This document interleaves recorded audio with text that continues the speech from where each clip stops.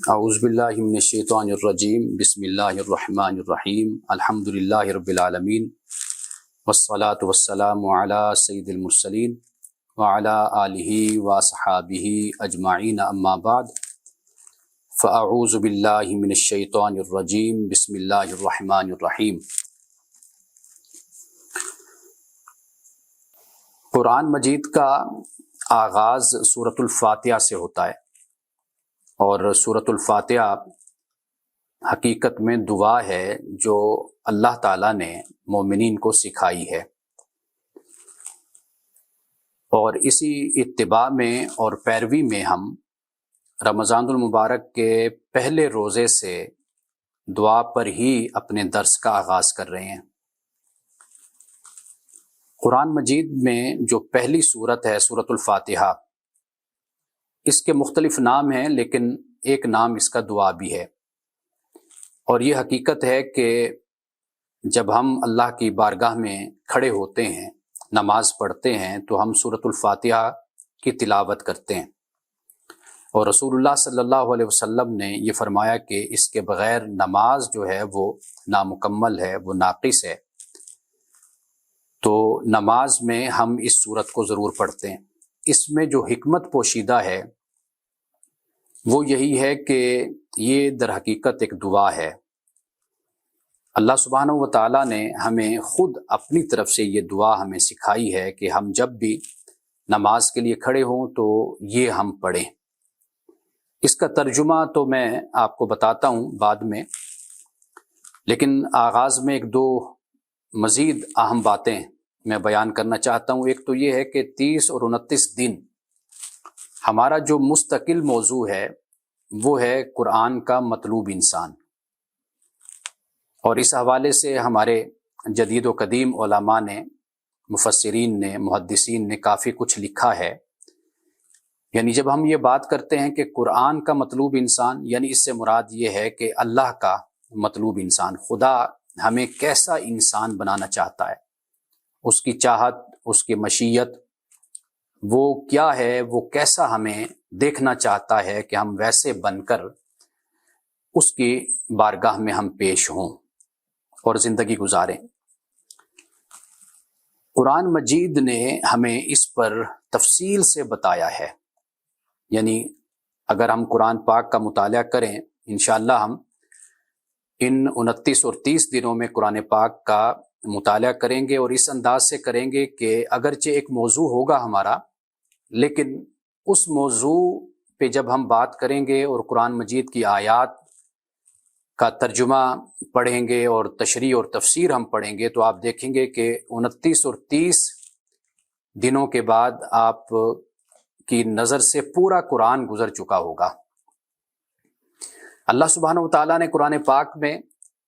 انبیاء علیہ السلام کا، رسول کا بھی ذکر کیا ہے، اور انبیاء علیہ السلام کے علاوہ یعنی جو انبیاء اور رسول نہیں ہیں، اللہ نے اپنے ان نیک بندوں کا بھی ذکر کیا ہے۔ صرف بندوں کا نہیں بلکہ بندیوں کا بھی ذکر کیا ہے،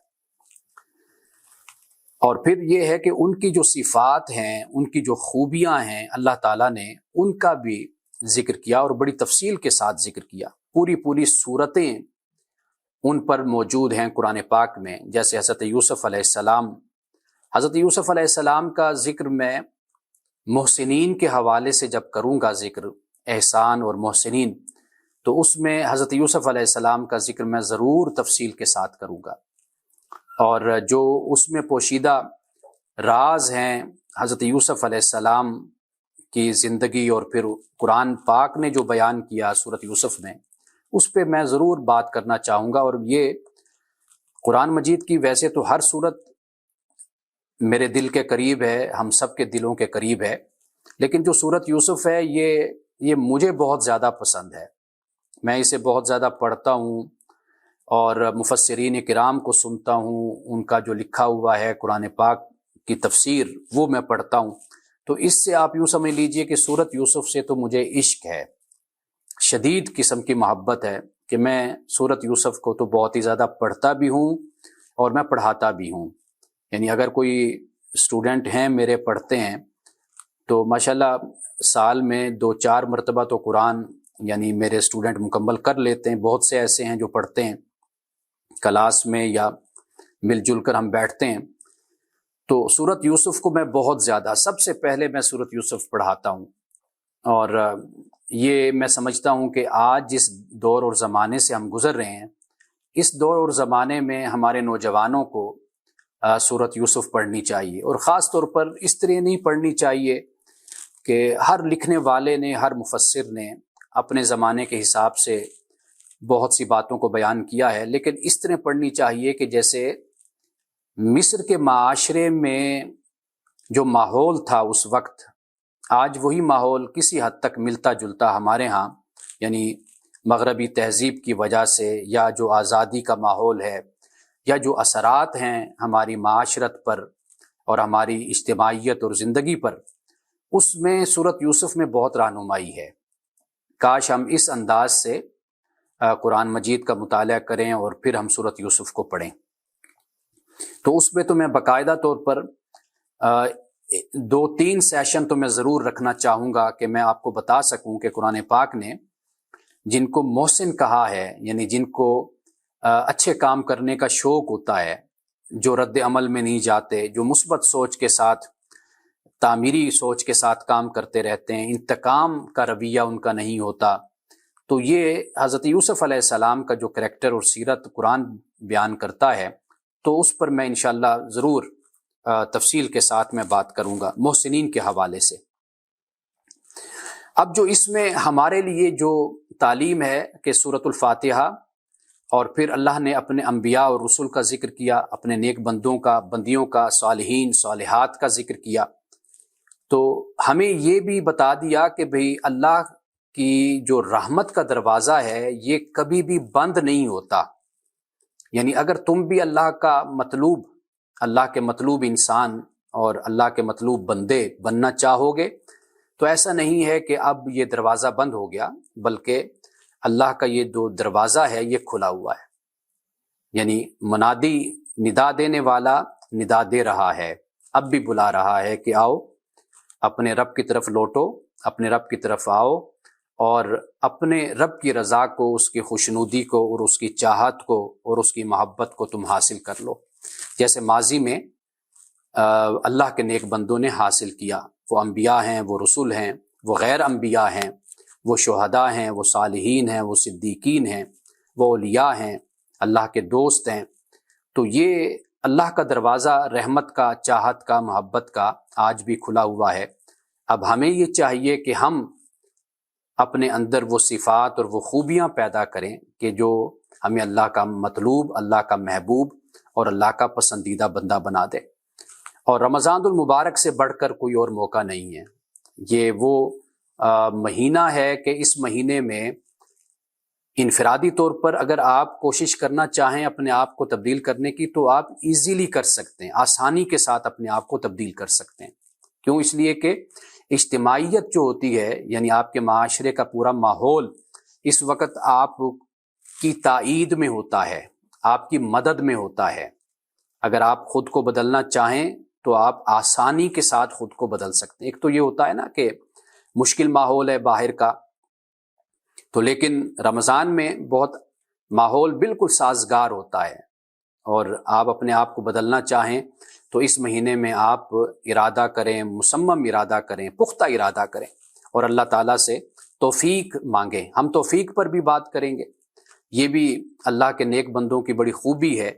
کہ وہ اچھے کام کرتے ہیں، نیک کام کرتے ہیں، لیکن اسے اللہ کی طرف منسوب کرتے ہیں کہ مولا یہ سب تیری توفیق سے ہوا، اس میں کوئی میرا کردار نہیں ہے، میرے علم میں، میرے کردار میں، میرے اخلاق میں، میرے تقویٰ میں، پرہیزگاری میں، میری عجز و انکساری میں، میرے جھکنے میں، میرے سجدے میں اور رکوع میں، اور میری شب بیداری میں، قیام اللیل میں، مولا یہ سب جو کچھ بھی ہے وہ صرف تیری توفیق سے ہے۔ تو اس پر بھی ہم بات کریں گے، کیونکہ اللہ کے جو مطلوب بندے ہیں، پسندیدہ بندے ہیں، جو اللہ چاہتا ہے کہ میرے بندے ایسے ہوں، تو ان میں خوبی یہ بھی ہوتی ہے کہ وہ جو بھی کرتے ہیں اس کی نسبت اپنے رب کی طرف کرتے ہیں، اپنے مالک اور اپنے خالق کی طرف۔ تو سورۃ الفاتحہ اللہ تعالیٰ نے قرآن مجید کا آغاز یعنی سورۃ الفاتحہ سے جو فرمایا،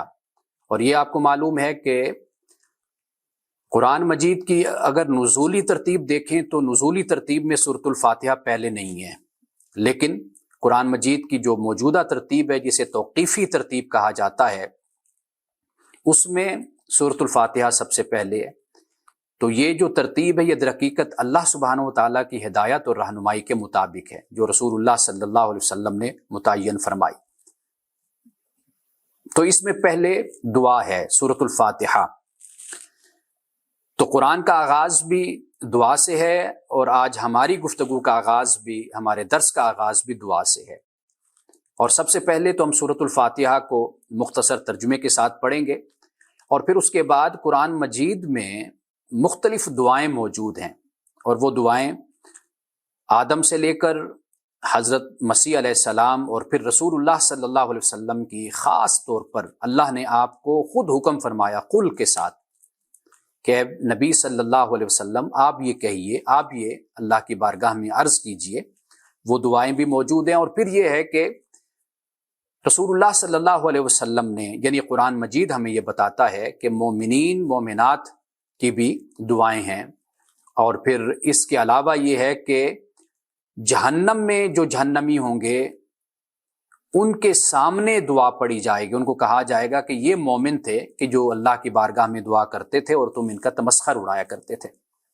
اور اسی طریقے سے صرف اپنے لیے دعا نہیں ہے، والدین کے لیے بھی دعا ہے، اولاد کے لیے بھی دعا ہے، انبیاء علیہ السلام نے مانگی۔ اور پھر یہ ہے کہ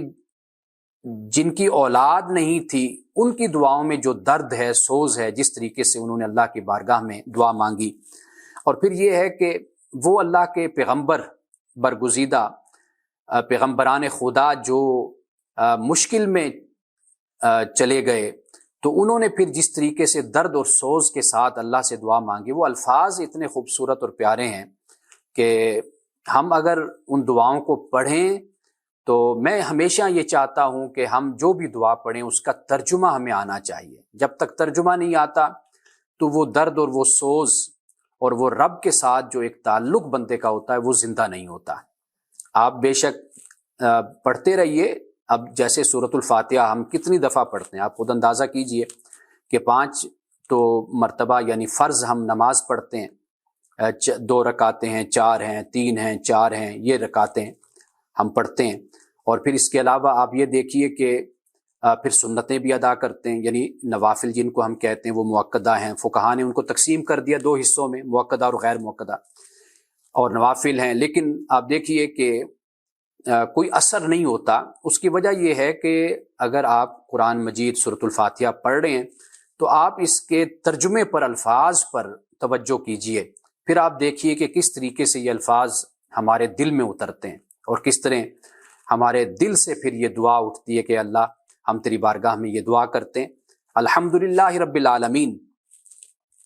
تمام تعریف اللہ کے لیے کہ جو عالمین کا رب ہے۔ سب سے پہلے جب دعا کی جاتی ہے تو ہمیشہ طریقہ یہی ہوتا ہے کہ صفات کو اور خوبیوں کو اور اسماء الحسنہ کو بیان کیا جاتا ہے۔ اور اگر تھوڑا سا آپ اس کو فطری انداز میں بھی دیکھیں نا، تو ہم بھی جب کسی سے کوئی لفظ، تو میں بندے کے بارے میں بول رہا ہوں، جب کوئی کام نکلوانا ہوتا ہے تو دیکھیے کہ پھر ہم کس طرح کہتے ہیں کہ آپ تو میرے بڑے پیارے ہیں، آپ تو بڑے سونے ہیں، آپ تو ہمیشہ آپ نے میرے ساتھ بڑی نیکی کی ہے، آپ تو ہمیشہ میرے ساتھ بہت اچھے ہیں، آپ تو بڑے احسان کرنے والے ہیں، نیکی کرنے والے ہیں، آپ تو بڑے سخی ہیں۔ ہم یہ الفاظ، یعنی اگر کسی سے کوئی بات کہنی ہو تو پھر وہ بڑے ایک ڈیکورم کے ساتھ، بڑے احترام کے ساتھ ہم بات کو بیان کر رہے ہوتے ہیں۔ تو یہی معاملہ آپ دیکھیے کہ اللہ سبحانہ و تعالیٰ نے بالکل انسان کی جو یہ ایک فطرت ہے، طبیعت ہے، اس کے مطابق ہمیں دعا کرنے کا ایک طریقہ سکھایا کہ سب سے پہلے تو اللہ تعالیٰ کی تعریف ہے کہ جو عالمین کا رب ہے، رحمان رحیم ہے، رحمان رحیم، مالک یوم الدین، اور دین یعنی جزا کے دن کا وہ مالک ہے۔ سب سے پہلے تو یہ بات ہو گئی، 3 آیات اس پر کہ اللہ سبحانہ و تعالیٰ کی تعریف اور توصیف اور اللہ کے اسماء کو بیان کیا۔ پھر اس کے بعد ایاک نعبد و ایاک نستعین۔ اب اس میں یہ ہے کہ اس میں کوئی شک اور شبہ نہیں ہے، الفاظ ایسے ہیں کہ ایاک نعبد و ایاک نستعین، تیری ہی ہم عبادت کرتے ہیں اور تجھ ہی سے ہم مدد مانگتے ہیں. یعنی یہ نہیں فرمایا کہ نعبدک نستعینک کہ ہم تیری عبادت کرتے ہیں اور تجھ سے مدد مانگتے نہیں. یا کا جب شروع میں آ گیا تو اس میں زور تاکید پیدا ہو گیا، حصر پیدا ہو گیا کہ صرف اور صرف تیری ہی ہم عبادت کرتے ہیں اور تجھ ہی سے ہم مدد مانگتے ہیں. اے مولا، نہ کسی اور کی ہم عبادت کرتے ہیں اور نہ کسی اور سے ہم مدد مانگتے ہیں، بس فقط تیری ہی ذات ہے جو ہمارے پیش نظر ہے. تو ہی ہماری التجاؤں کا، ہماری دعاؤں کا، ہماری عبادت کا، ہماری استعانت کا، استمداد کا صرف اور صرف مرکز اور محور تیری ذات ہے، بس، اور اس کے علاوہ کوئی بھی نہیں ہے. تو جب یہ بندہ کہتا ہے، پھر عرض کرتا ہے مولا اہدنا الصراط المستقیم، کہ اللہ کہ ہمیں سیدھی راہ ہمیں بتلا دے، یا ہمیں سیدھی راہ پہ چلا، یا ہمیں سیدھی راہ دکھا. ہدایت پر بھی انشاءاللہ ہم ہادی جو قرآن پاک نے بیان کیا اس پر بھی ہم تفصیل سے ایک درس پورا اس پر ہوگا ہمارا. اہدنا الصراط المستقیم، ہمیں سیدھی راہ پر چلا یا ہمیں سیدھی راہ دکھا. صراط الذین انعمت علیہم، اب یہ راستہ کن کا ہے، یہ سیدھی راہ کن کی ہے؟ وہ سیدھی راہ ہے کہ جن پر تو نے انعام کیا،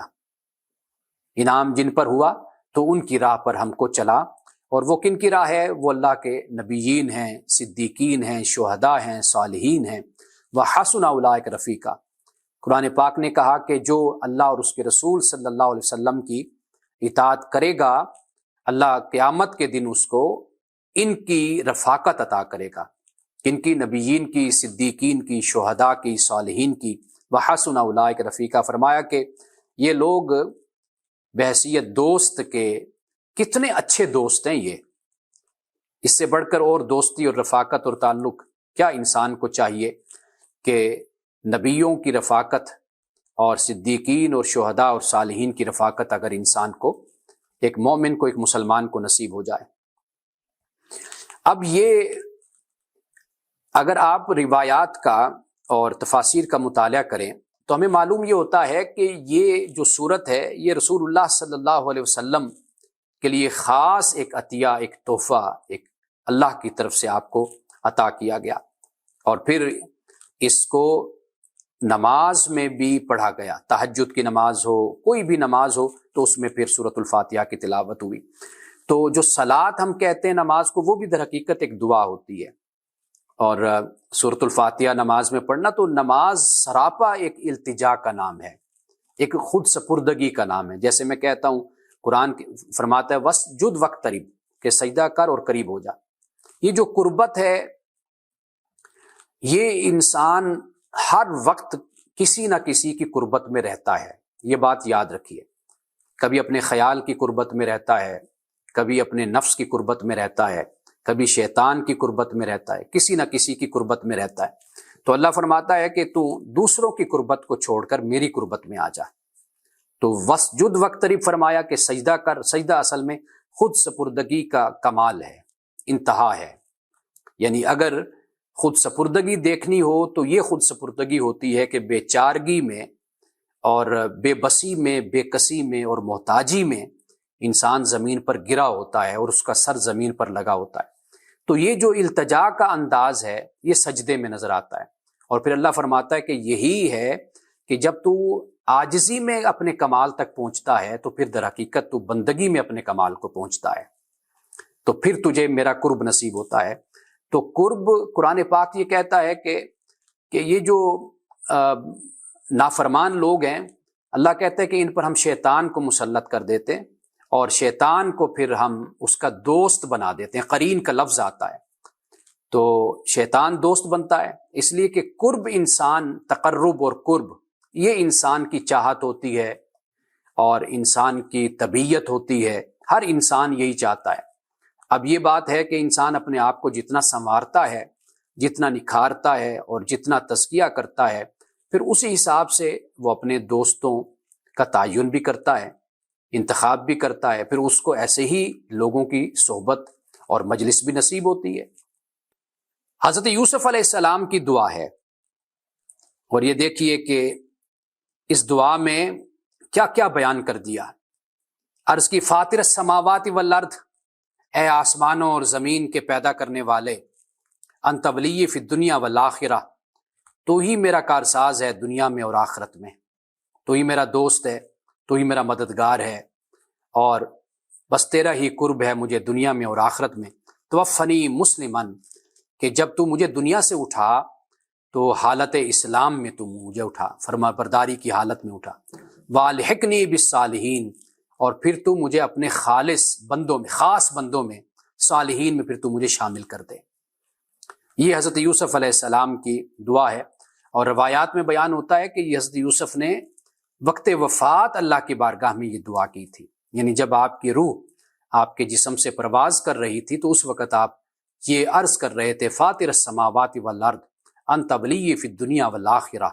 توفنی مسلما والحقنی بالصالحین۔ اب حضرت ابراہیم علیہ السلام کی دعا ہے، یہ دعا بھی آپ جانتے ہیں کہ ہم نماز میں التحیات کی حالت میں پڑھتے ہیں۔ وہ کیا ہے؟ عرض کرتے ہیں، مولا رب اجعل لی مقیم الصلاۃ ومن ذریتی ربنا وتقبل دعا، اے میرے رب مجھے نماز قائم کرنے والا بنا دے۔ یہ نہیں کہا کہ مجھے نماز پڑھنے والا بنا دے۔ ہم نے سورۃ الماعون اسی ہفتے میں جب ہم نے درس قرآن دیا اور قرآن مجید الحمدللہ ہم نے مکمل کیا، تو ماعون میں اسی بات کو بیان کیا تھا کہ اللہ سبحانہ وتعالیٰ کہتے ہیں کہ جو مسلین ہیں ان کے لیے ہلاکت ہے۔ مسلین کا مطلب یہ خالی خولی، یعنی ظاہراً ادائیگی کرنے والے۔ ویسے تو جو نماز قائم کرتے ہیں، قائم کرنے والے ہیں، وہ بھی مصلی ہیں، یعنی نماز پڑھنے والے ہیں۔ تو نماز پڑھنا اظہار ہے، یہ ظاہر ہے، یہ مظہر ہے، آپ یوں کہہ لیجئے، اطاعت کا، فرما برداری کا۔ لیکن کچھ لوگ بس ظاہر میں، مظہر میں بھی پھنسے رہ جاتے ہیں، وہ اس مظہر سے مغز تک نہیں پہنچتے، باطن تک نہیں پہنچتے، پھر ان کی نمازیں ان کے لیے ہلاکت کا باعث بن جاتی۔ تو یہ حضرت ابراہیم علیہ السلام نے جب یہ دعا کی تو عرض کی مقیم الصلاۃ، کہ مجھے نماز قائم کرنے والا بنا، نماز قائم کرنے والا بنا۔ نماز قائم کرنا، پڑھنا خود اس میں شامل ہوگی، لیکن پڑھنے میں نماز قائم کرنا ضروری نہیں کہ شامل ہو۔ ومن ذریتی، اور میری ذریت کو بھی نماز قائم کرنے والا بنا۔ اس لیے حضرت اسماعیل علیہ السلام کے بارے میں قرآن فرماتا ہے وَكَانَ يَأْمُرُ أَهْلَهُ بِالصَّلَاةِ وَالزَّكَاةِ، کہ اسماعیل اپنے گھر والوں کو نماز اور زکوٰۃ کی تلقین فرمایا کرتے تھے، نصیحت فرماتے تھے۔ عرض کی مولا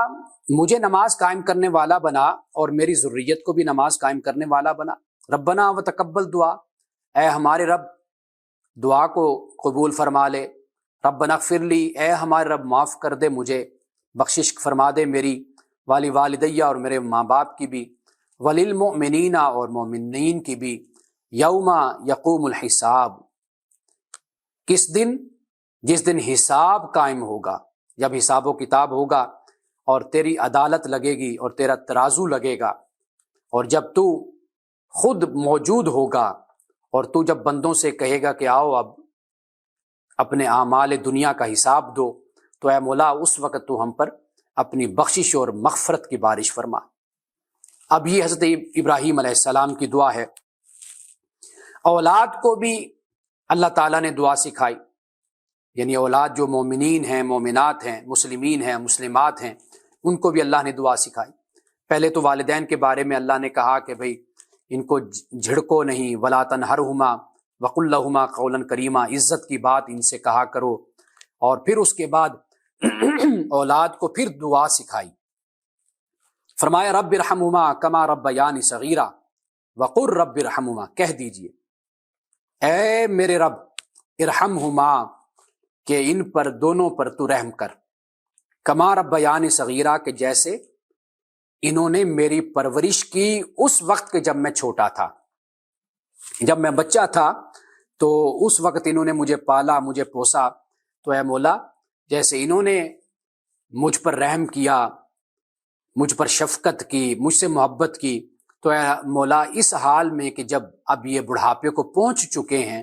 تو ان سے محبت فرما، تو ان پر رحمت فرما، تو ان پر شفقت فرما۔ اب اس کے بعد اصحاب کہف کی بھی دعا ہے، ربنا آتنا من لدنک رحمہ، اے ہمارے رب تو عطا کر ہمیں اپنی طرف سے رحمت، وہیّ لنا من امرنا راشدا، اور ہمیں اپنی جانب سے جو یہ ہمارا مشن ہے، کام ہے، اس میں تو ہمیں درستگی کا سامان تو ہمیں عطا فرما۔ حضرت موسیٰ علیہ السلام کی دعا بڑی مشہور ہے، رب اشرح لی صدری ویسر لی امری واحلل عقدۃ من لسانی یفقہوا قولی، اے میرے رب میرے لیے میرے سینے کو کھول دے، ویسر لی امری، اور میرے کام کو تو آسان فرما دے،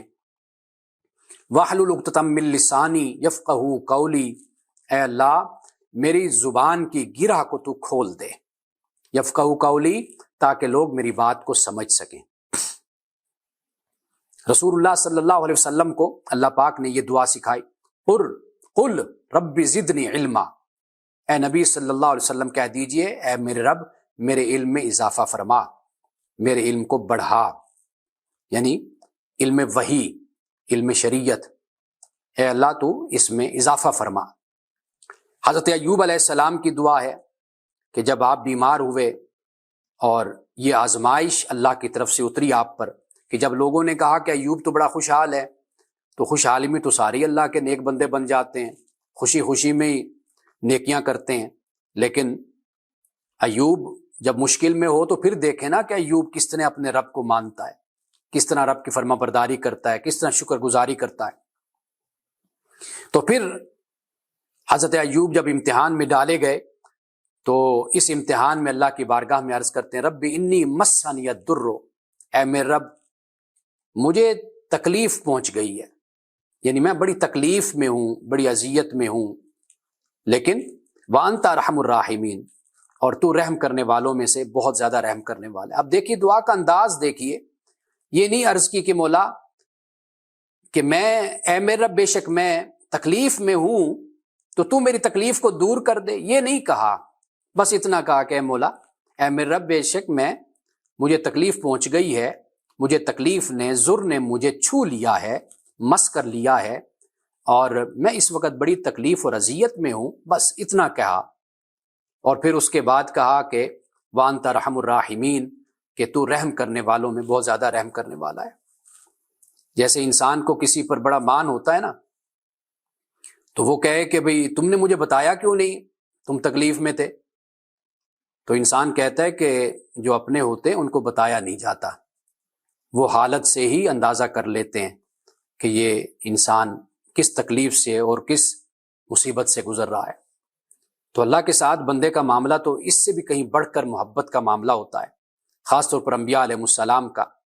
کہ عرض کرتے ہیں مولا مجھے تکلیف نے چھو لیا ہے، بس آگے وانت ارحم الراحمین، تو رحم کرنے والوں میں سب سے زیادہ رحم کرنے والا ہے۔ حضرت یونس علیہ السلام کی دعا تو آپ جانتے ہیں، لا الہ الا انت سبحانک انی کنت من الظالمین، ہم لوگوں نے 1.25 لاکھ کی تسبیح بنا لی، اس کو پڑھنا شروع کر دیا، لیکن جس طرح یونس کے دل سے یہ دعا نکلی تھی، اگر اس طرح ہمارے دل سے دعا نکلے تو یقین کیجئے کہ رب کی طرف سے ضرور جسے استغاثہ جسے کہتے ہیں کہ تعاون ہوتا ہے، رب کی طرف سے مدد اترتی ہے، ضرور انسان کی تکلیف کو ضرور دور کیا جاتا ہے۔ اب دیکھیے جب حضرت یونس علیہ السلام نے اللہ کی بارگاہ میں یہ عرض کی تو قرآن کیا کہتا ہے، فاستجبنا لہ، اللہ کہتا ہے ہم نے پھر اس کی دعا کو قبول کر لیا، ونجیناہ من الغم، اس کو غم سے ہم نے نجات دی، کذالک ننجی المؤمنین، فرمایا اس طرح ہم مومنین کو نجات دیا کرتے ہیں، یعنی کوئی مومن بن کر تو آئے نا پھر ہم اس کو نجات بھی دیں۔ تو یہاں پر الفاظ دیکھیے کہ جو اس بات کو بیان کرتے ہیں کہ اگر یقین اور ایمان کے ساتھ، تیقن کے ساتھ جب اللہ سے مانگتے ہو تو پھر اللہ ضرور دیتا ہے، اور یہ وہ بات ہوگی جو میں نے کہا شروع میں کہ دروازہ کھلا ہوا ہے، بس ہمارے الفاظ کی تاثیر نہیں رہی، ہمیں مانگنے کا طریقہ نہیں آیا۔ اور اللہ پاک نے کیا فرمایا، فلولا انہ کان من المسبحین، اگر یونس تسبیح کرنے والوں میں سے نہ ہوتا نا، للبث فی بطنہ الی یوم یبعثون، تو پھر قیامت تک یونس اسی طرح مچھلی کے پیٹ میں رہتا۔ تو یہ اب آپ دیکھ لیجئے کہ الفاظ کی جو تاثیر ہوتی ہے اور مانگنے کا جو ڈھنگ اور طریقہ ہوتا ہے، تو وہ مؤثر اور پر اثر ہونا چاہیے۔ اب اس کے بعد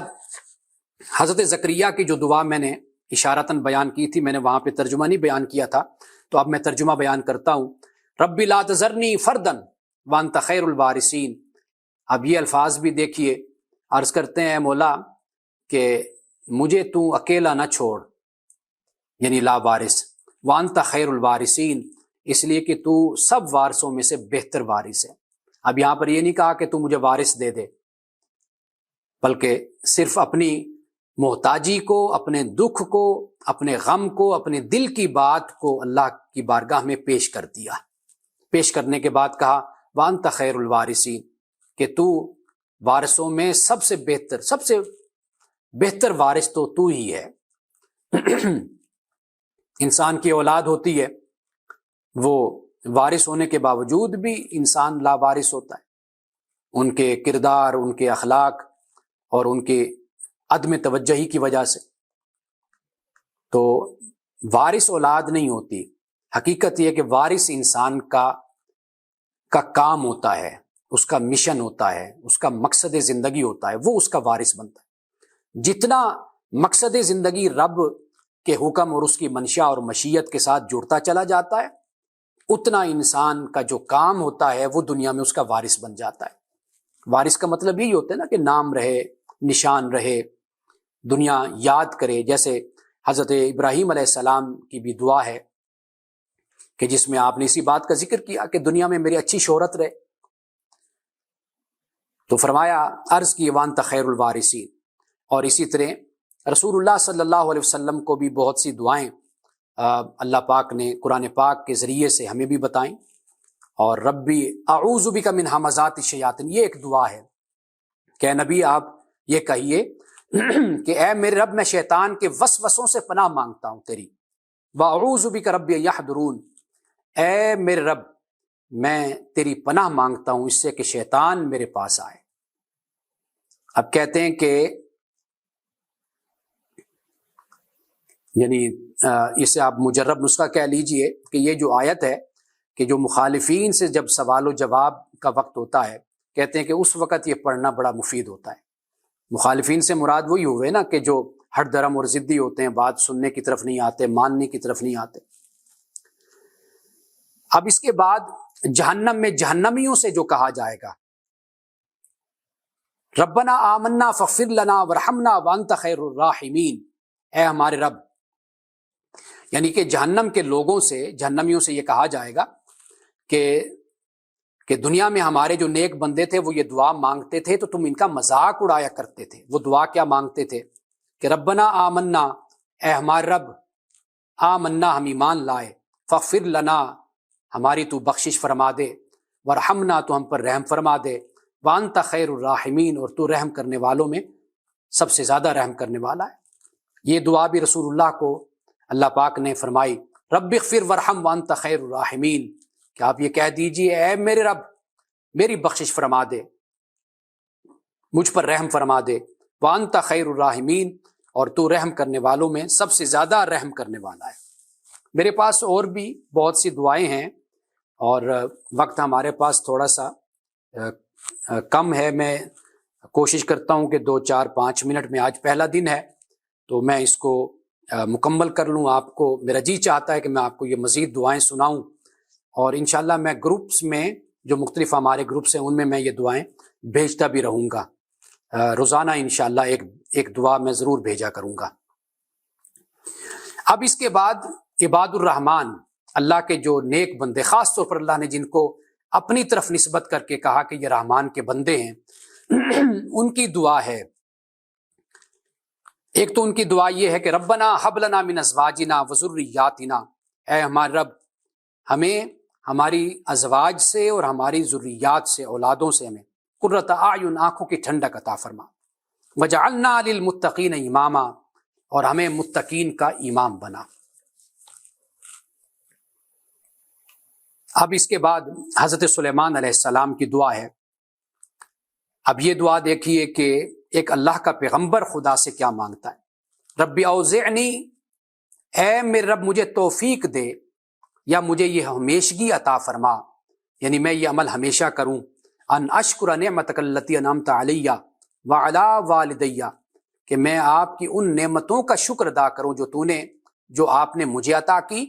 اور جو آپ نے میرے ماں باپ کو، میرے والدین کو عطا کی، وان اعمل صالحا، اور تو مجھے توفیق عطا کر یا مجھے یہ ہمیشگی کی توفیق عطا کر کہ میں اچھے کام کروں اور وہ کام کروں ترداہو، کہ جو تجھے راضی کر دے، وہ میں کام کروں، وادخلنی برحمتک فی عبادک الصالحین، اور تو مجھے داخل کر اپنی رحمت کے ذریعے سے اپنے نیک بندوں میں، یعنی اپنے نیک بندوں میں اے مولا تو مجھے شامل فرما لے، اپنے نیک بندوں میں مجھے ڈال دے، ان کے ساتھ مجھے تو میرا حشر فرما۔ اب حضرت ابراہیم علیہ السلام کی بھی یہی دعا، رب ہب لی من الصالحین،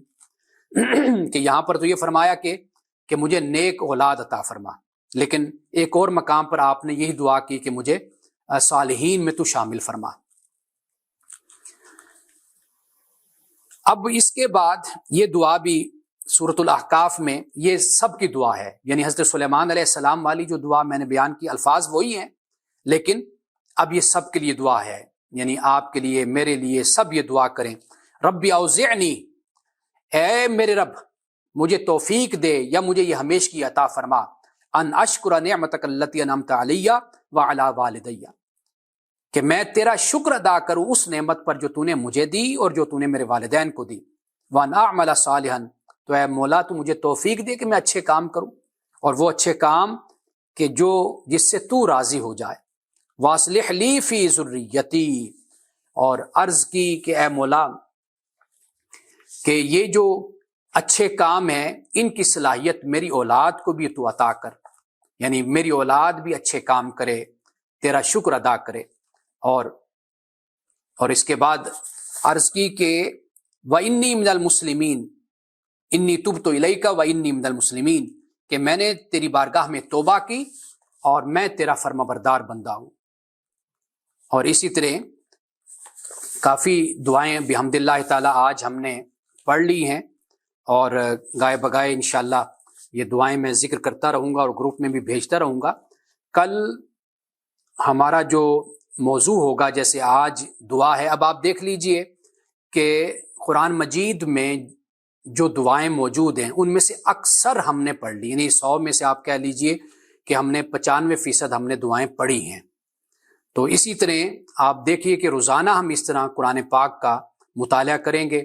اور اس بات کو سمجھیں گے کہ وہ کیا خوبیاں ہیں، صفات ہیں جو اللہ تعالیٰ کو پسند ہیں، اور اللہ یہ چاہتا ہے کہ یہ خوبیاں اور یہ صفات ہم اپنی ذات میں اور اپنی شخصیت میں ہم پیدا کریں، صرف خود میں نہیں، یعنی اس کا جو فیض ہے، فیضان ہے، یہ آگے بھی جاری ہو، سننے والوں میں ہو، اولاد میں ہو، دوستوں میں ہو، احباب میں ہو، حلقے میں ہو، سب تک یہ صفات اور یہ خوبیاں پہنچیں، تاکہ ہر کوئی یہ کوشش کرے کہ وہ رمضان المبارک میں اللہ سبحانہ وتعالیٰ کا پیارا اور برگزیدہ اور پسندیدہ بندہ بننے کا کم از کم آغاز کر دے۔ بارک اللہ لنا ولکم فی القرآن العظیم ونفعنا وإیاکم بالآیات والذکر الحکیم، صدق اللہ العظیم۔